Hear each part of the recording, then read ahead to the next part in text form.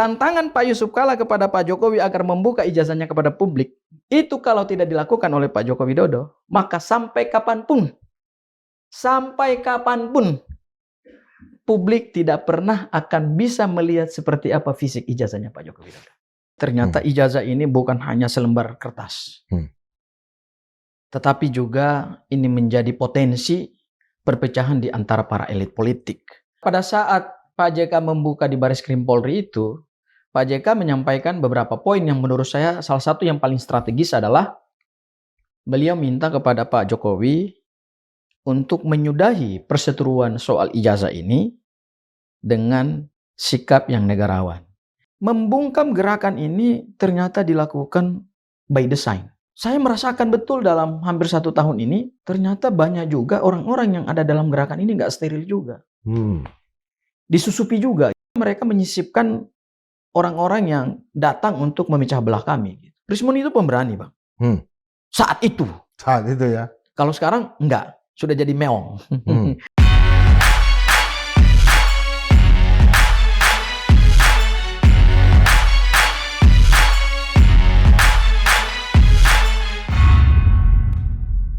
Sobat Madilog, 2 orang yang pernah memimpin bangsa ini selama 1 periode, 5 tahun ya, 1 menjadi presiden, 1 menjadi wakil presiden, tiba-tiba saja hari ini seakan-akan berhadapan dari sisi hukum, kebenaran di depan hukum. Karena terkait dengan lagi-lagi ijazahnya Pak Joko Widodo. Nah, siapa orang yang kedua? Pak Yusuf Kalla. Ada sejumlah laporan yang ditujukan kepada Pak Yusuf Kalla, baik berupa somasi maupun gugatan, bukan sama sekali berhubungan dengan pernyataan Pak JK tentang ijazah, tapi soal yang lain ya. Antara lain ceramahnya di Universitas Gadjah Mada. Sebaliknya Pak Yusuf Kalla juga sudah melaporkan salah seorang yang menjadi motor penggerak dari persoalan ijazah ini, yaitu Rismon Sianipar. Nah, bagi saya sebagai sejarawan dan juga analis politik, kok begitu dinamisnya persoalan-persoalan hukum ini dari soal selembar ijazah berkembang menjadi perseteruan politik. Ada pergerakan relawan, ada aksi massa, dan juga ada perang opini. Untuk melihat apa yang terjadi di balik itu semua, ujungnya atau dasarnya, kita kembali menghadirkan salah satu kuasa hukum dari, tinggal 2 orang sekarang ya, Roy Suryo dan Dr. Tiva, yaitu Bung Abdul Ghafur Sangaji. Bung Sangaji. Ya, siap Bang Indra. Selamat datang ya. Untuk kesekian kali ya Bang Indra ya, di Forum Madilog. Apa yang menjadi persoalan ketika Pak JK ini tiba-tiba muncul dan menjadi titik api yang baru dalam sengketa soal ijazah ini? Menarik sekali ini analisanya. Seorang pertanyaan sejarawan ya, sudah memantik diskusi kita dengan membangun satu dialektika bahwa ini kita sudah masuk dalam konstelasi hukum baru. Nah, sebetulnya Bang Indra, Pak JK ini pernah jadi wakil presiden untuk Pak Jokowi pada periode pertama Pak Jokowi jadi presiden. Tapi kemudian tiba-tiba namanya Pak JK muncul karena adanya video yang diedit seolah-olah ada satu tersangka yang hari ini masih statusnya tersangka meskipun dia sudah mengajukan RJ dan SP3-nya belum keluar, yaitu Bung Rismon, itu menyebut ada bohir yang mendanai gerakan Mas Roy CS, termasuk kami tim kuasa hukum yang ada di dalamnya. Dan berdasarkan video pendek itu yang disebut dan itu viral di sosial media, yang dia sebut adalah nama Pak Yusuf Kalla. Nah, akibat video pendek itu, kemudian Pak Yusuf Kalla tidak pernah merasa bahwa beliau adalah orang yang mendanai kami, karena memang tidak ada orang besar di balik gerakan kami gitu. Maka kemudian dia laporkan Rismon ke Bareskrim Polri dan LP-nya naik. Artinya LP tersebut diterima, kemudian akan diproses pada tahap penyelidikan dan tahapannya sudah naik tahap pro justisia. Berarti proses penegakan hukumnya jalan. Nah, selama Pak JK mau melaporkan Rismon ke Bareskrim Polri itu, Rismon kan tidak pernah ngomong apa-apa, tidak pernah mengklarifikasi gitu. Meskipun belakangan dia baru mengklarifikasi setelah LP-nya naik bahwa itu adalah artificial intelligence. Ya, jadi itu bukan pernyataan murni dari Rismon. Nah, pada saat Pak JK membuka di Bareskrim Polri itu, Pak JK menyampaikan beberapa poin yang menurut saya salah satu yang paling strategis adalah beliau minta kepada Pak Jokowi untuk menyudahi perseteruan soal ijazah ini dengan sikap yang negarawan. Daripada kita sewa banyak pengacara, ya. Kalimatnya memang satir. Ya, tapi saya kira itu sebetulnya adalah kalimat yang mewakili semua pemikiran publik yang selama ini bertanya-tanya soal ijazah Pak Jokowi, yaitu apa? Buka saja ijazahnya kepada publik gitu. Jangan lagi dipaksakan terus-menerus untuk dibawa ke ranah hukum pidana, di mana di dalam ranah hukum pidana juga publik juga belum tentu lihat ijazah itu. Maka kemudian Pak JK mengatakan bahwa Pak Jokowi sebagai seorang mantan presiden ya buka saja. Buka aja gitu loh ijazahnya kepada publik gitu. Apa sih susahnya membuka selembar ijazah itu? Tuh itu kan cuma satu lembar kertas gitu. Ya kan? Tidak ada info rahasia negara di dalamnya gitu kan. Tidak ada info rahasia terkait dengan sumber daya alam Indonesia gitu. Terkait dengan potensi-potensi kekayaan alam Indonesia kan nggak ada. Hanya selembar ijazah yang menjelaskan identitas seseorang yang bernama Joko Widodo. Identitas itulah yang kemudian harus disampaikan kepada publik. Nah, permintaan Pak JK kemudian ditanggapi oleh Pak Jokowi bahwa beliau tidak punya kewajiban hukum untuk menunjukkan itu kepada publik. Beliau akan tetap menempuh mekanisme peradilan. Karena ijazah itu menurut Pak Jokowi hanya akan beliau tunjukkan saja di peradilan gitu. Jadi tidak akan dia tunjukkan kepada publik gitu. Hanya dia tunjukkan kepada proses penegakan hukum. Itulah momen di mana perseteruan itu dimulai. Itulah momen di mana Pak JK dan Pak Jokowi berhadapan secara face a face. Ya, karena pernyataan dua mantan pimpinan tertinggi di Republik yang dulu sama-sama dipilih oleh rakyat, itu kan pernyataannya kan diametral. Berbeda dengan yang lain gitu, saling berhadapan-hadapan gitu. Nah, pernyataan inilah yang kan kemudian membuat seolah-olah ijazah ini memantik perpecahan di antara para tokoh-tokoh bangsa gitu. Dua kali Pak Jokowi, dua kali jadi presiden. Dua kali jadi presiden, Pak JK dua kali jadi presiden. Wakil presiden. Nah, ini kan pernyataan yang sebenarnya satu mewakili kepentingan dirinya pribadi, yaitu Pak Jokowi, mewakili kepentingan sendiri, bahwa dia tidak akan menunjukkan ijazahnya kepada publik. Sementara Pak JK mewakili kepentingan umum, mewakili kepentingan publik, mewakili suara hati rakyat. Dan itu juga barangkali mewakili suara hati seluruh rakyat Indonesia yang sampai hari ini masih bertanya-tanya terkait dengan kebenaran atas ijazah Presiden Jokowi. Asli atau palsu. Nah, disitulah Pak JK juga diserang kan oleh para buzzer, oleh para pendukung Pak Joko Widodo gitu. Ya kan, bahkan ada salah satu buzzer yang ya cukup viral lah di media mengatakan, Pak JK nggak tahu diri, nggak pernah tahu berterima kasih pada Pak Joko Widodo gitu. Karena dulu digandeng oleh Pak Jokowi untuk menjadi wakil presiden. Nah, ini kan kita melihat bahwa ada satu pesan yang cukup kuat di dalam perkara ini. Ternyata ijazah ini bukan hanya selembar kertas. Tetapi juga ini menjadi potensi perpecahan di antara para elit politik. Apalagi Rismon secara sepihak mengatakan bahwa ada orang-orang besar di balik gerakan ijazah ini. Dia memang tidak menyebut nama siapa gerakan orang besar itu. Tapi pernyataan itu ada dari Rismond ya? Ada orang besar, ada tokoh-tokoh. Ada tokoh-tokoh di balik gerakan ini dan dia katakan dia akan sampaikan itu gitu. Tapi kan dia nggak pernah menyampaikan siapa identitas tokoh itu. Sehingga kemudian yang digunakan oleh para buzzer adalah mereka membuat atau oleh para YouTuber yang terafiliasi atau kita nggak tahu siapa yang berafiliasi dengan Pak Jokowi. Itu kemudian mereka merancang apa yang disebut dengan artificial intelligence. Seolah-olah nama Pak JK disebut oleh Rismond. Ternyata setelah diteliti oleh Mas Roy, itu tidak seperti itu kebenarannya. Gitu. Dan itu sudah diklarifikasi juga oleh Rismond. Tapi pesannya adalah, ini kan momen ijazah ini ternyata bukan hanya persoalan hukum gitu. Tetapi ini juga menyulut adanya pertikaian politik di antara para tokoh-tokoh besar. Dan saya nggak tahu setelah Pak JK, tokoh siapa lagi yang akan terseret dalam kasus ijazah ini. Ya karena apa?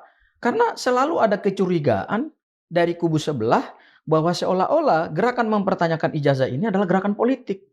Padahal ini adalah murni gerakan ilmiah dan murni gerakan yang dilatar belakangi oleh niat baik untuk memberi kejelasan terhadap status ijazah Pak Joko Widodo. Nggak ada hubungannya dengan gerakan politik. Tapi dari kubu sebelah kan selalu mengatakan ini gerakan politik. Sehingga yang terjadi adalah apa?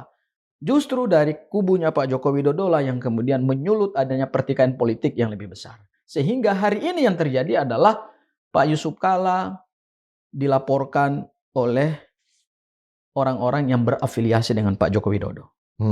Termasuk juga somasi yang disampaikan oleh aliansi advokat lintas agama itu, ya, itu juga orang-orang yang selama ini juga menjadi diehardnya Pak Jokowi gitu dalam kasus ijazah. Dan saya sering berdebat dengan mereka dari TV ke TV gitu ya. Ada kemarin kita melihat ada Ade Darmawan, ada Boy Kanu, ya, kemudian juga ada Pak Soehardi gitu ya, kemudian juga ada beberapa YouTuber yang terafiliasi dengan Pak Joko Widodo gitu.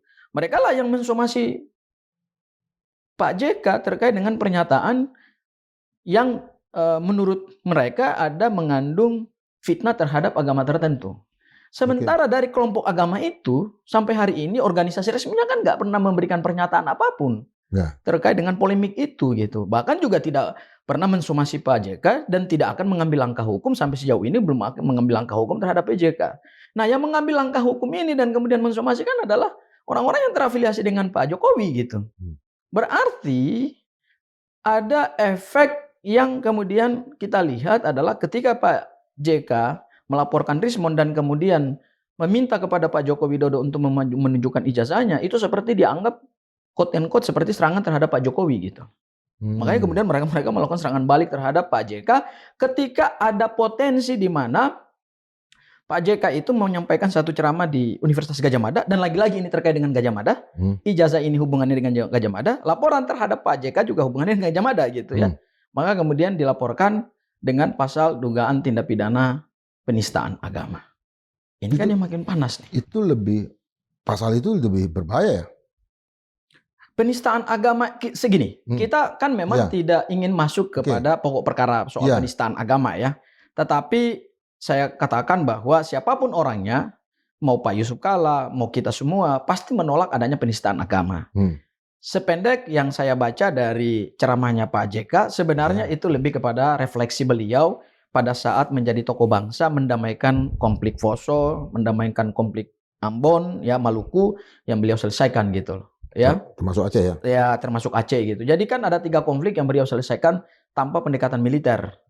Ya kan? Nah, itu beliau sampaikan bahwa itu sebenarnya satu refleksi perjalanan karir beliau sebagai tokoh bangsa yang menyelesaikan konflik Maluku, karena saya juga adalah orang Maluku saat itu, juga melihat bagaimana konflik antara 2 agama berbeda itu, bahkan ada keluarga kami juga yang menjadi korban gitu ya. Tapi itu adalah bagian dari perjalanan bangsa gitu. Jadi menurut saya sebenarnya apa yang disampaikan Pak JK itu hanyalah satu refleksi terhadap proses itu aja.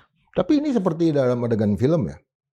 Ada kecelakaan, tiba-tiba ada mukanya berubah dan ganti pemain. Apakah itu yang terjadi?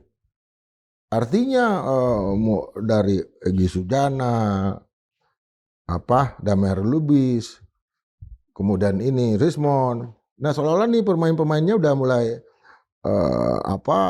seakan-akan sebelumnya inilah pemain utama, tapi pada kenyataannya bukan, ini pemain pembantu aja. Muncul sekarang Pak JK. Ya, karena Apa mereka, itu yang terjadi? ya bisa jadi, karena mereka kan selama ini narasinya adalah ingin mencari siapa pemain besar, siapa pemain utama dari belakang gerakan ini, ya kan?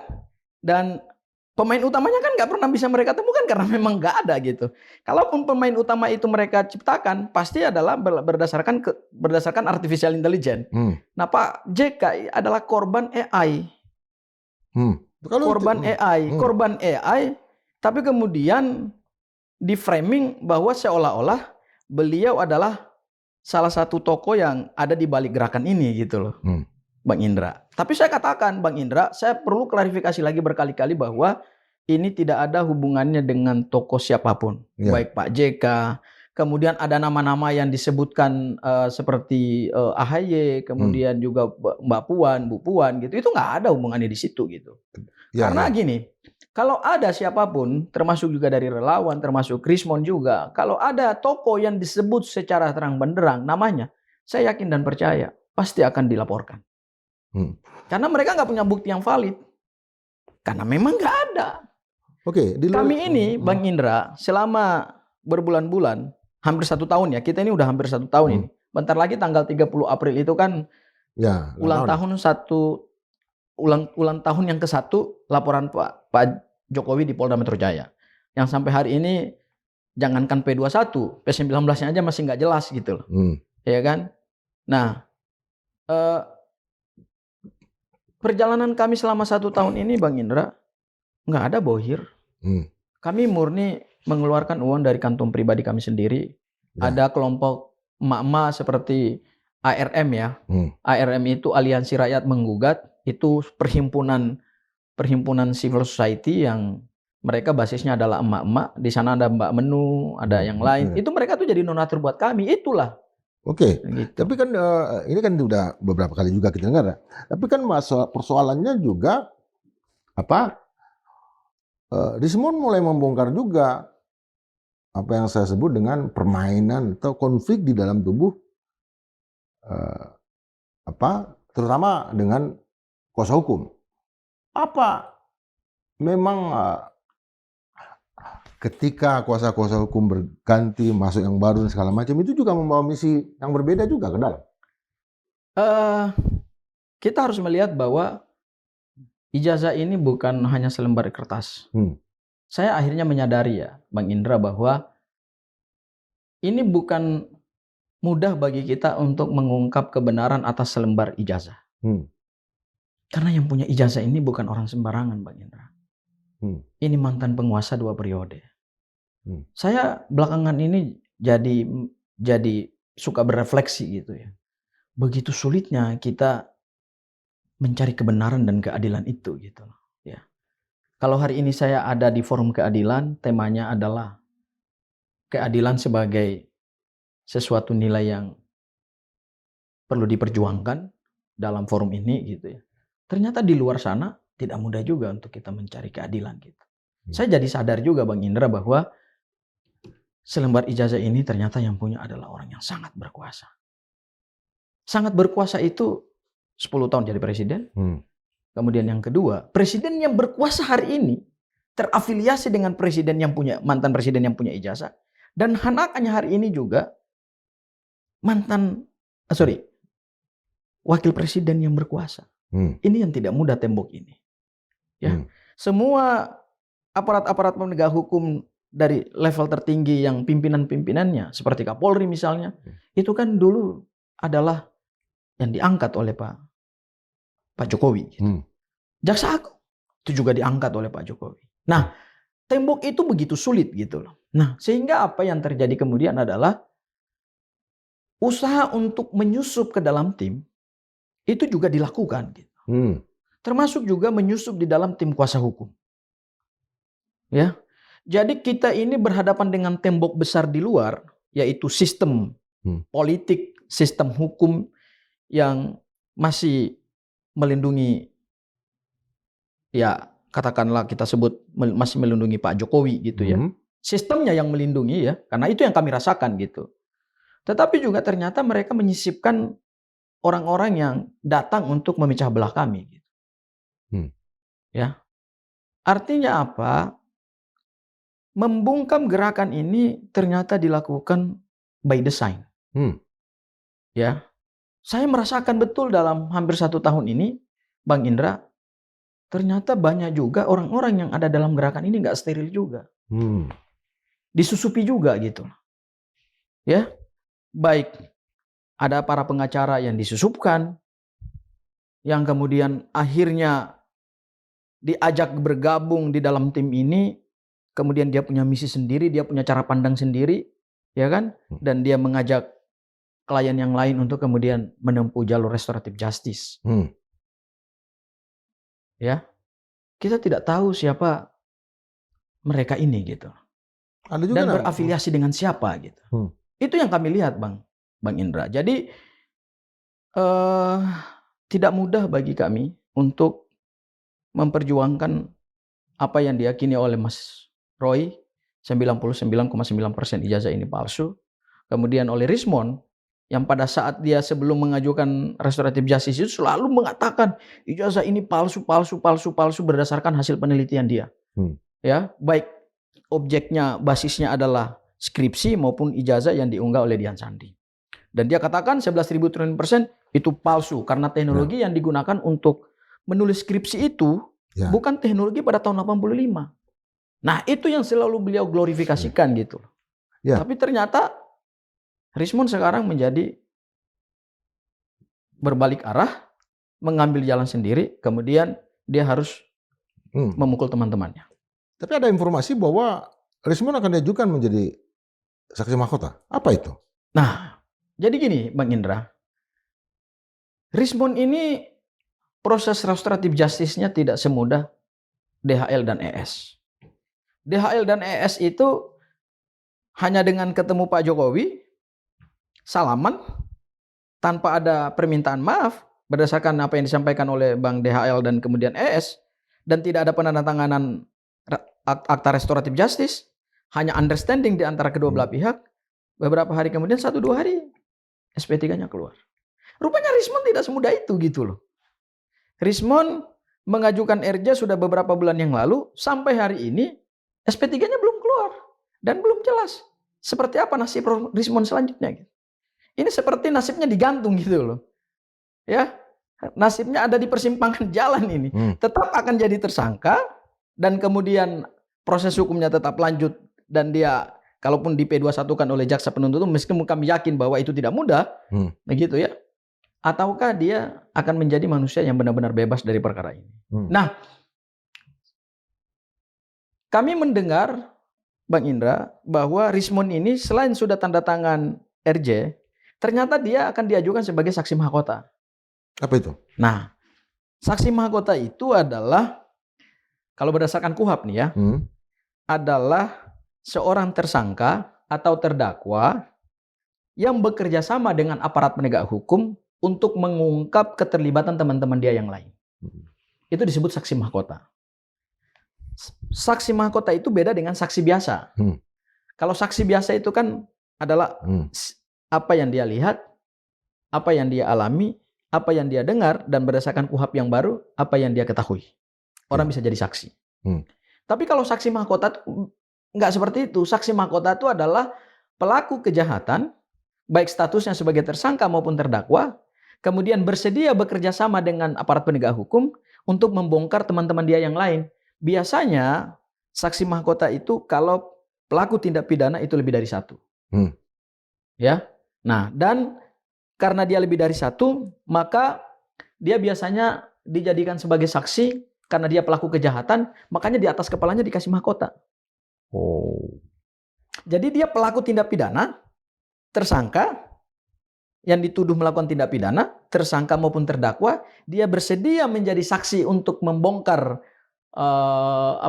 teman-temannya, kemudian dia dihargai dengan mahkota. Makanya namanya saksi mahkota. Artinya dia tetap tersangka? Kalau dengan saksi mahkota, dia diajukan sebagai saksi mahkota, berarti Rismond tidak akan mendapatkan SP3. Makanya kan SP3-nya Rismond masih nggak jelas ini. Ya. Ya, masih abu-abu gitu. Apa benar-benar dia akan mendapatkan SP3 dan kemudian tidur nyenyak, atau jangan-jangan dia tidak akan mendapatkan SP3 gitu. Dia tetap berlayar sebagai tersangka, tapi kemudian dia akan dijadikan sebagai saksi mahkota di pengadilan. Nah gini, saksi mahkota itu kenapa dibutuhkan? Biasanya saksi mahkota itu dibutuhkan ketika buktinya kurang. Bukti untuk membongkar satu perbuatan yang dilakukan oleh beberapa orang itu dianggap kurang. Maka kemudian perlu mengambil satu saksi di antara para pelaku itu gitu. Jadi kalau ada beberapa pelaku terlibat dalam tindak pidana yang dalam ilmu hukum pidana material disebut sebagai delneming atau penyertaan tindak pidana, ya, yang dahulu diatur dalam pasal 55 dan pasal 56 KUHP yang lama, ya. Itu biasanya karena urgensinya nih ya Bang Indra, biasanya urgensinya karena penegak hukum merasa bahwa ini bukti kita kurang untuk membongkar atau untuk mengungkap secara terang benderang perbuatan para pelaku gitu. Sehingga caranya adalah satu saksi di antara pelaku itu dipaksa untuk menjadi atau diminta untuk menjadi saksi mahkota. Nah, kemudian dia menjadi saksi mahkota sehingga keterangannya itu akan menguntungkan bagi penegak hukum dan memberatkan bagi pelaku-pelaku lain. Itu yang disebut saksi mahkota. Dia melemahkan, ya. Dia melemahkan yang lain. Semacam ya? apa itu antibody atau virus yang dimatikan, yang dilumpuhkan. Benar. Vaksin ya, vaksin ya. Ya, jadi saksi mahkota itu diminta oleh penyidik, ya, dan dia harus bersedia. Diminta dan dia harus bersedia. Dia bisa mendaftarkan diri dia sebagai saksi mahkota atau juga bisa diminta oleh penegak hukum. Kemudian nanti saksi mahkota ini diajukan kepada penuntut umum atau jaksa. Karena nanti yang membawa saksi mahkota ke pengadilan kan adalah jaksa penuntut umum, bukan penyidik gitu. Nah, makanya kemarin infonya adalah Rismon sudah menandatangani perjanjian saksi mahkota. Karena ada perjanjiannya itu, Bang Indra. Kenapa ada perjanjiannya? Supaya orang itu pada saat nanti dimintai keterangan di dalam persidangan, dia tidak mengubah lagi posisinya gitu. Dia tetap menjadi saksi mahkota sehingga dia terikat dengan perjanjian saksi mahkota itu. Nah, hanya kritik saya adalah kalau Rismon dijadikan sebagai saksi mahkota, maka ini juga menandakan ada pelanggaran terhadap hukum acara pidana kita. Pelanggarannya apa? Saksi mahkota itu hanya bisa diterapkan ketika perbuatan para tersangka itu dilakukan secara berbarengan. Tempus dan lokus deliktiknya sama, perbuatannya sama. Misalnya kita anggap misalnya ini kalau ada orang mencuri, berarti ada beberapa pelaku tindak pidana pencurian, ada yang mencuri, ada yang membuka gembok, ada yang bawa motor mengantarkan sampai ke lokasi. Semua itu disebut penyertaan. Mereka melakukan tindak pidana pada waktu yang bersamaan, pada lokus yang sama. Sehingga akan dimintakan satu saksi untuk menjadi mahkota, saksi mahkota di antara pelaku lain. Tapi kalau kasus ijazah kan nggak bisa seperti itu. Kasus ijazah ini, Mas Roy melakukan penelitian sendiri, Dr. Tifa melakukan penelitian sendiri, Bang Rismon melakukan penelitian sendiri, kemudian penelitian-penelitian itu dituangkan di dalam satu buku yang namanya Jokowi White Papers. Jadi perbuatan mereka ini berdiri sendiri-sendiri. Kalau Rismon mau diajak jadi atau dia mohonkan diri dia untuk jadi saksi mahkota, berarti perbuatannya Mas Roy, Dr. Tifa, kemudian Rismon itu dilakukan pada satu tempat dan waktu yang sama dengan hasil penelitian yang sama gitu. Ini kan nggak seperti itu. Artinya dia saksi mahkota untuk dirinya sendiri. Ya harusnya dia jadi saksi saja, tidak perlu diberikan mahkota. Karena saksi mahkota itu saksi yang di kepalanya dipasangkan mahkota, itu kan penghargaan gitu. Nah kalau orang kemudian menjadi saksi mahkota, ingat statusnya tetap sebagai tersangka atau terdakwa. Jangan-jangan saya melihat ada skenario.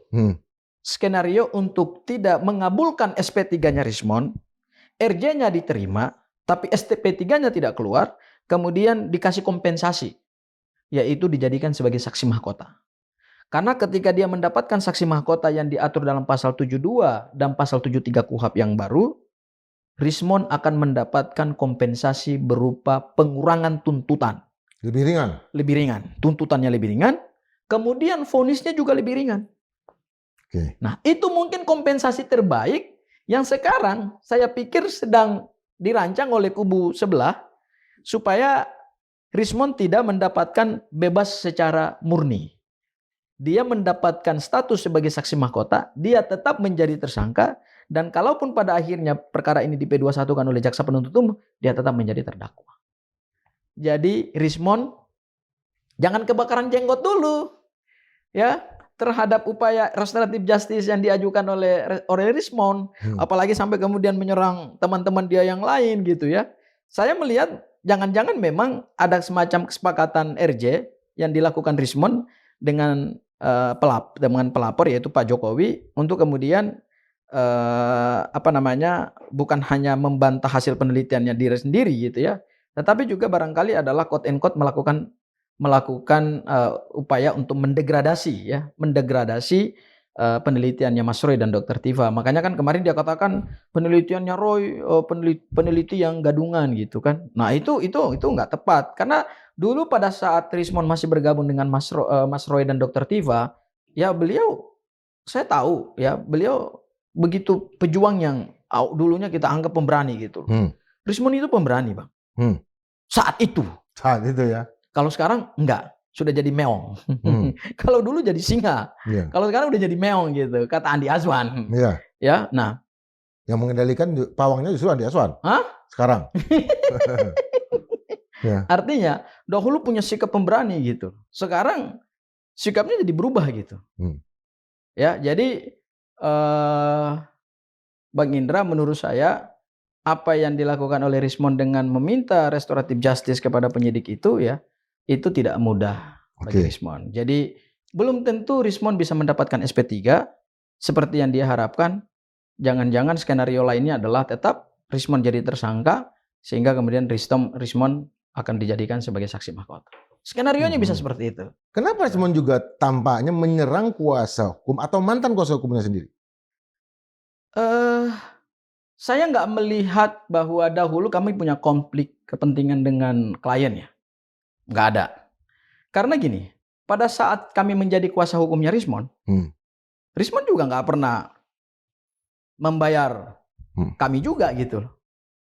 Nggak ada satu rupiah pun dikasih kepada kuasa hukumnya. Nggak ada. Rismond itu mendapatkan pembelaan hukum cuma-cuma. Wow. Gratis. Ya. Pro bono. Pro bono. Nah, saat itu kan nggak ada konflik of interest. Karena di dalam setiap rapat tim hukum itu, Rismond selalu mengatakan bahwa hasil penelitian saya 11.000 triliun % adalah ijazah Jokowi palsu. Bahkan pada saat kami mendampingi Rismond di Polda Metro Jaya untuk diperiksa itu beliau menantang Polda Metro Jaya, bahkan mengatakan bahwa siap menggugat Polda Metro Jaya sebesar 1 tahun anggaran Mabes Polri, 1 tahun anggaran Polri gitu. Dan pada saat Rismond diperiksa sebagai tersangka, Bang Indra, saya kuasa hukum yang ikut mendampingi Rismond.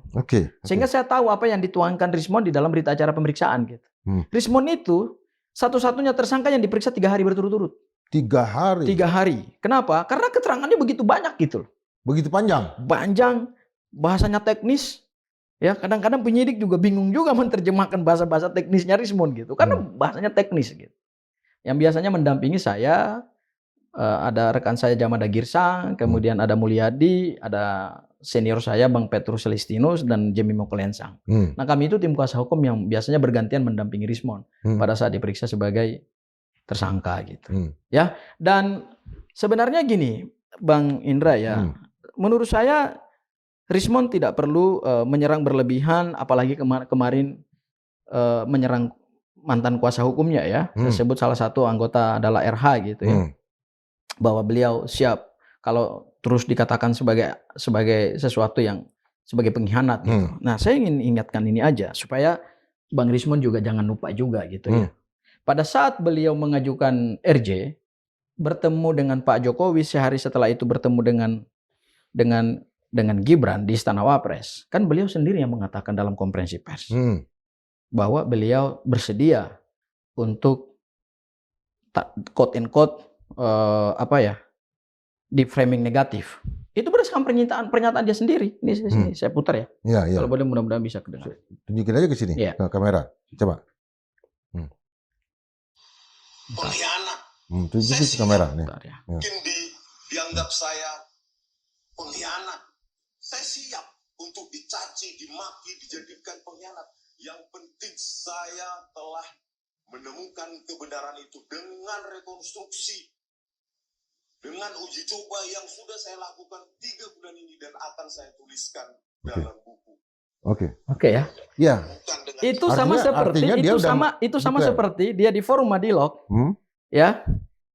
Dia mengatakan hal yang sama juga, bahwa dia tidak akan pernah mengajukan RJ, tetap akan melawan. Pada akhirnya kan dia mengajukan RJ gitu. Jadi dengan pernyataan Rismon sendiri di Istana Wapres bahwa dia siap untuk dicaci maki, untuk di framing negatif, termasuk juga siap untuk disebut pengkhianat gitu. Itu kan pernyataan dia sendiri. Loh kok kenapa dia sekarang menyerang balik terhadap mantan kuasa hukumnya gitu loh. Ya, saya tahu siapa yang diserang. Salah satunya adalah Bang Refli Harun gitu. Ya kan? Nah, itu kan nggak elok gitu loh. Itu nggak elok dan itu nggak etis. Karena Bang Rismon suka lupa apa yang dia sampaikan kemarin dengan apa yang dia sampaikan ke depan. Beliau suka nggak ingat gitu loh. Suka nggak ingat? Suka nggak ingat. Ya ini contohnya gini kan. Di Istana Wapres dulu ngomongnya ya saya siap dicaci maki. Ya kan? Bersedia. Ya kan? Dibilang pengkhianat gitu. Tadi rekamannya kan saya putar sendiri itu. Loh ketika misalnya ada rekan-rekan lain mengatakan ya Rismon telah menjadi pengkhianat dalam gerakan ini, ya dia jangan marah dong. Orang pernyataan dia sendiri kok. Dia bersedia kan itu pernyataannya. Ketika kembali lagi ke awal tadi, ketika JK kemudian masuk ke dalam persengketaan hukum ini, apa itu keberhasilan seorang Rismon? Artinya inilah yang kemudian diharapkan. Bahwa kalau dari kubu sebelah diharapkan bahwa satu persatu tokoh-tokoh besar itu harus terungkap pelan-pelan. Nah, Rismon atau masuk ke dalam masuk dalam arena ini, langsung dalam arena ini untuk diketahui gitu, kira-kira siapa pemainnya gitu. Ya kan? Nah, saya nggak tahu karena sebenarnya tokoh siapa lagi yang akan disebut gitu. Kalau yang bisa saya pastikan, nama Pak JK itu AI. Rismon tidak pernah menyampaikan itu. Hanya memang Rismon mengatakan akan saya ungkap tokoh-tokoh besar. Tapi dia nggak pernah nyebut nama. Ya. Nah, sekarang Pak JK sudah masuk dalam persengketaan hukum ini gitu. Tapi memang AI ya. Tetapi itu diulang-ulangi oleh akun-akun yang bukan AI. Itu yang terjadi kan? Ya, makanya kami mendukung supaya Pak Yusuf Kalla melaporkan peristiwa tersebut. Bukan hanya melaporkan Rismon, tetapi juga melaporkan peristiwa tersebut supaya bisa terungkap siapa orang yang bertanggung jawab dalam meng-create AI tersebut. Sehingga akan terungkap siapa orangnya gitu.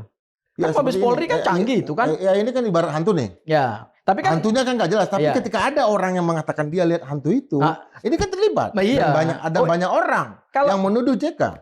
Kalau AI ini hantu yang dibuat. Iya betul. Kalau hantu benaran itu kan bukan hantu yang dibuat, memang hantu benaran. Tetapi gitu. Kan diulangi oleh bukan AI. Iya betul. Ini masalahnya.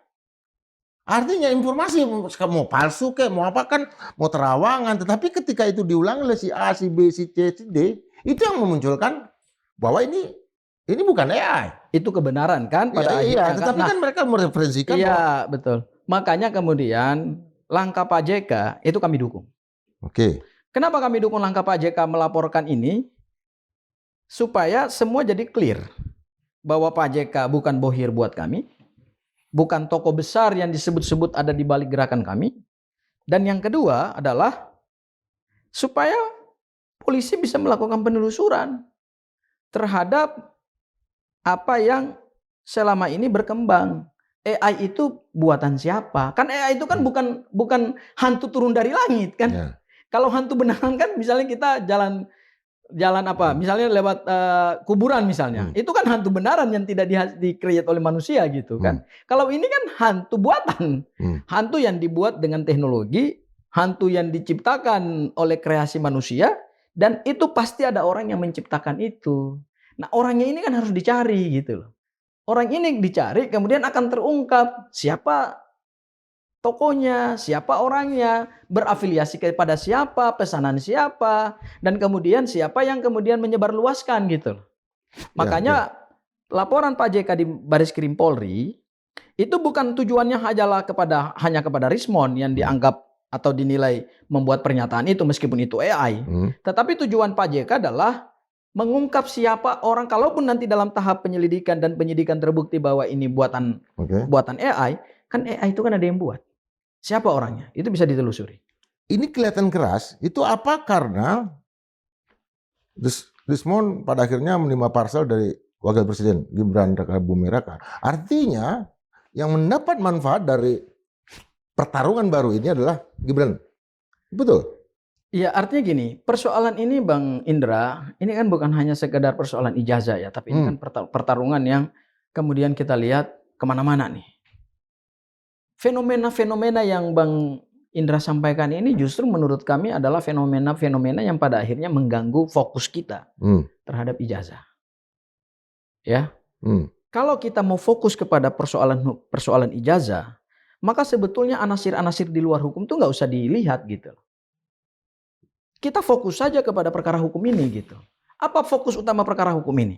Pertama, memastikan proses penyidikan tambahan yang diminta oleh jaksa penuntut umum berdasarkan P19 itu berjalan apa enggak?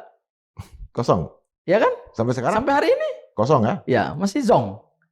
Yang kedua, memastikan apakah proses penyidikan tambahan ini sesuai dengan aturan hukum enggak? Ini artinya bukan bukti-bukti baru segala macam ya? Iya. Oke. Iya. Dan yang ketiga adalah memastikan apakah bukti-bukti yang dimiliki oleh penyidik Polda Metro Jaya kuat nggak dalam menetapkan para tersangka ini. Itu fokus kita di situ. Nah, kami melihat bahwa isu-isu baru yang di-create termasuk ada konsentrasi hukum baru melibatkan Pak Yusuf Kalla, ini sebenarnya adalah cara untuk mengaburkan esensi penegakan hukum perkara ini. Karena kami itu mengkritik keras kinerja Polda Metro Jaya. Polda Metro Jaya itu sudah melampaui batas waktu yang ditentukan oleh undang-undang. Kemudian yang kedua juga, kejaksaan tidak memberikan sikap terhadap kelambatan penyidik Polda Metro Jaya dalam menuntaskan berkas perkara P19.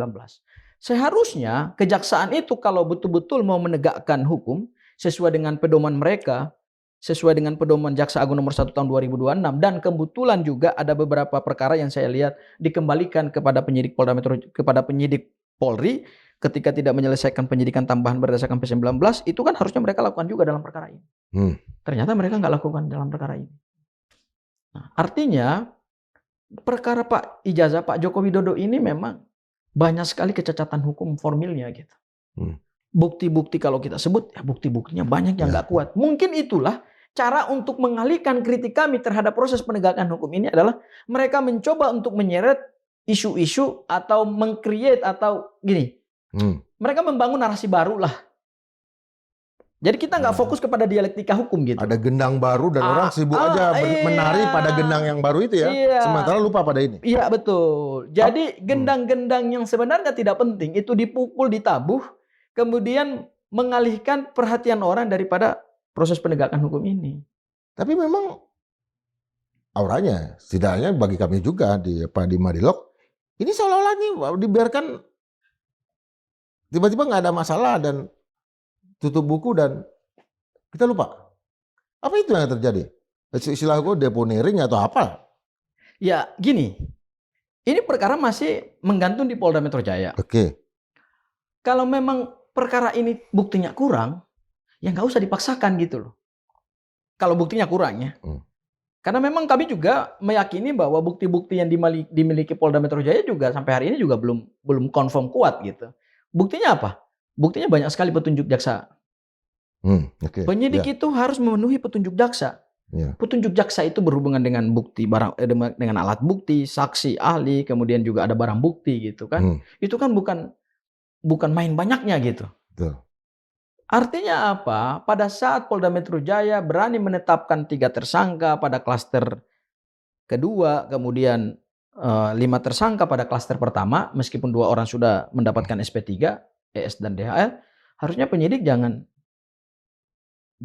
main penetapan tersangka tanpa pembuktian unsur yang kuat gitu loh.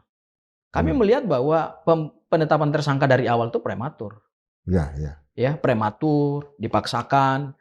bukti kurang, tapi tetap dipaksakan. Pada akhirnya apa yang terjadi? Pada akhirnya adalah berkas perkara ini menjadi tidak jelas di Polda Metro Jaya. Sementara untuk mengaburkan proses penegakan hukum ini yang tadi, pemain-pemain baru dimunculkan. Gendang baru ditabuh. Suara publik, ruang publik dibikin gaduh lagi gitu. Gaduh lagi. Iya, ya kan? Muncul lagi tokoh-tokoh seperti Pak Yusuf Kalla yang diseret-seret ke situ gitu. Yang sama sekali tidak tahu menahu soal kasus ijazah ini gitu kan. Tapi karena namanya disebut akhirnya dia laporkan, ya wajar dong. Ya. Nama baik dia kan, dia harus membela kehormatannya.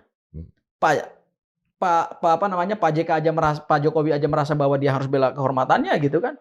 Pak JK juga merasa harus bela kehormatannya gitu. Nah, pada gilirannya kan publik kan menunggu ini. Kan kita sudah memberikan tempat yang sangat layak untuk perdebatan terhadap masalah ijazah ini. Tetapi kok artinya penonton kecewa ini. The end game-nya belum kelihatan. Ini kemana? Ada alternatif? Ini semacam permainan yang ditunggu-tunggu publik ya. Karena menurut saya ijazah ini memang kalau kita lihat sejak Prabowo Gibran dilantik jadi presiden, hampir semua isu tenggelam. Ya. Yang betul-betul eksis di publik itu kan isu ijazah. Isu ijazah ini cuma terdistrap oleh perang Iran, ya kan? Betul. Nah, itu terinterupsi di situ gitu. Tapi kan kemudian dia kembali lagi gitu. Kenapa? Saya pikir wajar publik menanti ini karena ini menjadi satu kalau kita sebut peristiwa hukum yang di dalamnya karena ada tokoh politik besar gitu. Ini mungkin terbesar dalam sepanjang sejarah gitu. Dahulu misalnya Bang Indra sebagai seorang sejarawan, tokoh-tokoh besar itu kan punya sejarah yang berbeda-beda ya. Tan Malaka yang hari ini jadi ikon Madilog, ya kan, menulis buku Madilog, Materialisme, Dialektika dan Logika gitu kan. Kemudian Soekarno dulu pernah dipenjara oleh Belanda, keluar dari penjara ke penjara. Gitu. Para penulis juga. Ya, para penulis-penulis hebat gitu kan. Tapi ada satu kisah di dalam perjalanan sejarah bangsa kita, bukan karena torehan prestasinya yang luar biasa yang tercatat dalam sejarah bangsa itu gitu loh. Tapi ada satu fenomena di mana ijazahnya dipertanyakan gitu loh. Mantan presiden ijazahnya dipertanyakan, diragukan itu kan bukan fenomena biasa Bang Indra. Mantan wali kota, gubernur is okay, gitu kan. Ini artinya kan gitu Jokowi kan juga wali kota, gubernur, presiden. Nah iya, artinya komplit dong kan? Ya. Makanya menurut saya Bang Indra, kalau Pak Jokowi ini mau menunjukkan sikap negarawan seperti yang diminta oleh Pak JK, tidak mudah, tidak susah kok. Ya tapi kan kita nggak bisa mendesak itu. Pada akhirnya kan itu hak dia juga. Ya gini, bagus gini. Ijazah ini memang milik personal. Tapi ijazah ini ada unsur publik di dalamnya. Jangan lupa itu. Artinya Pak Jokowi bersama semua pendukungnya, jangan lupa bahwa ijazah ini menarik buat publik itu bukan karena hanya milik personal, tetapi ada unsur dan kepentingan publik di situ. Karena ijazah ini pernah digunakan untuk kontestasi Pilpres, mendapatkan jabatan tertinggi di Republik ini. Sehingga berdasarkan Undang-Undang Keterbukaan Informasi Publik yang dikonfirm oleh putusan KIP, ijazah Pak Joko Widodo statusnya adalah dokumen publik. Ya. Karena dia dokumen publik, maka ketika Pak Yusuf Kalla meminta supaya Pak Jokowi menunjukkan itu kepada publik, saya kira semangatnya benar itu. Apa pesan yang disampaikan Pak Yusuf Kalla kepada Pak Joko Widodo itu adalah pesan yang sangat moral. Itu pesan untuk seorang pimpinan, untuk seorang mantan petinggi gitu. Tapi karena di situ ada integritas publik dan ada moralitas publik di dalamnya. Tapi kan berbalik arah menjadi Pak JK justru jadi public enemy bagi relawan-relawannya Pak Jokowi. Ya, itulah menunjukkan bahwa Pak Jokowi tidak mampu menerima tantangannya Pak JK untuk membuka ijazahnya kepada publik seperti yang juga diminta oleh rakyat, seperti juga yang ditunggu-tunggu oleh publik. Tetapi justru yang terjadi adalah mereka menyerang balik Pak Yusuf Kalla gitu loh. Karena gini, saya ingin memastikan kepada semua pemirsa Madilog, dan kalau juga ditonton oleh pemirsa yang lebih luas, tantangan Pak Yusuf Kalla kepada Pak Jokowi agar membuka ijazahnya kepada publik, itu kalau tidak dilakukan oleh Pak Joko Widodo, maka sampai kapanpun, publik tidak pernah akan bisa melihat seperti apa fisik ijazahnya Pak Joko Widodo. Kenapa? Kalau statementnya Pak Jokowi adalah pada saat beliau menjawab pernyataannya Pak Yusuf Kalla, beliau mengatakan bahwa di pengadilan saja nanti baru saya perlihatkan. Artinya ijazah itu hanya bisa dilihat oleh hakim pada saat proses pembuktian, dilihat oleh jaksa penuntut umum pada saat pemeriksaan ahli atau saksi dalam tahapan pembuktian, kemudian hanya bisa dilihat oleh terdakwa dan para kuasa hukum.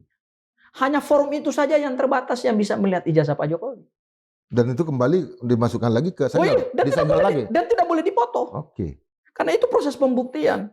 Proses pembuktian barang bukti itu kan tidak boleh diperlihatkan gitu. Artinya ijazah Pak Joko Widodo tidak akan pernah bisa dilihat oleh publik. Sepanjang Pak Jokowi sendiri dengan niat yang baik, dengan itikat yang baik, dengan sikap negarawan yang luar biasa, seperti yang dimintakan oleh Pak Yusuf Kalla, beliau tunjukkan sendiri kepada publik. Ya tapi kan himbauan kayak gini seperti menampar angin ya. Karena hampir sejak kasus ini muncul, himbauan ini juga sudah terjadi ya. Setiap kali kita bicara hukum, kita juga menghimbau Pak Jokowi dan Pak Jokowi nggak mau. Istilahnya telinganya udah dia tutup. Pak JK bicara kalau saya lihat dalam konteks Sirina Pace, ini masalah harga diri. Iya. Kalau Anda merasa punya harga diri, martabat, tunjukkan ijazah itu. Iya. Tunjukkan keris Anda. Iya. Anda punya keris apa tidak? Iya. Tapi Pak Jokowi merasa bahwa tidak, itu bukan kewajiban saya. Dia yang menunjukkan bahwa saya punya keris.